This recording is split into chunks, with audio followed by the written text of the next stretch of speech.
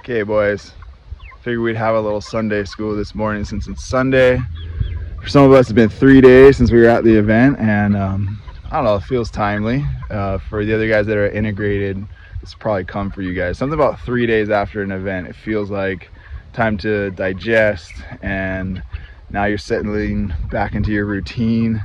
Now's a perfect time to kind of reflect on, okay, what was the big takeaway? What was the one thing God wanted me to know? So I figured I'd have a little Sunday school this morning and show you guys probably one of the biggest lessons I've learned when it comes to managing resources and the design of trust and rest. All right, there we go. So I don't know if you guys remember me talking about, it's like God's system, his economic system, his whole thing, our hearts, our bodies, our minds, and the world we live in, like, was originally designed on trust and rest. So here we go. I mentioned our meat birds. There's 60 chickens in there, and I have 2 of them going right now. And I want to show you guys something right now. These are little structures. They're 120 square feet, 60 birds, 2 square feet per bird, and I move them every day. Okay, they sit in that spot for 24 hours, and then there's a lot of intensity on that one spot of land. But I want to show you guys something kind of cool as we've been learning. I could show you videos of what this pasture used to look like, but if you can see behind me there's the track that these have been on. I'm gonna walk back to the first one. They've only been out here for like 2 weeks, maybe. So I'm gonna show you the very first spot that they were on. And right here, here's where they were yesterday. Just take a look at that. Nasty. Freaking gross. It stinks for about a day or so. But yeah, I wanna show you the first spot they were on about 2 weeks ago, what that looks like. All right, I figured we just walk it out. So here's where they were last night.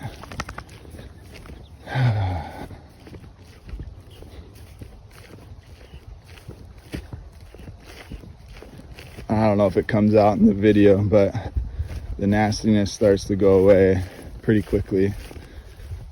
Now we've got some new growth happening. Had some nice rain recently, which always helps. You can still kind of see the outline of where that chicken tractor was because the grass is lower.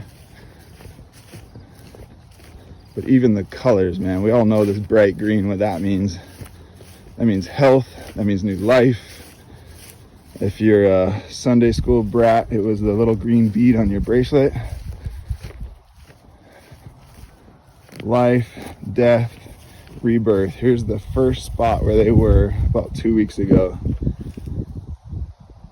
Look at the grass right next to them. It's a beautiful thing. Just regenerating the soil right here out in my pasture. Soon I'll have cows out here and they'll be eating all this yummy stuff. So the concept's pretty simple, right? But this is like how it works in real life.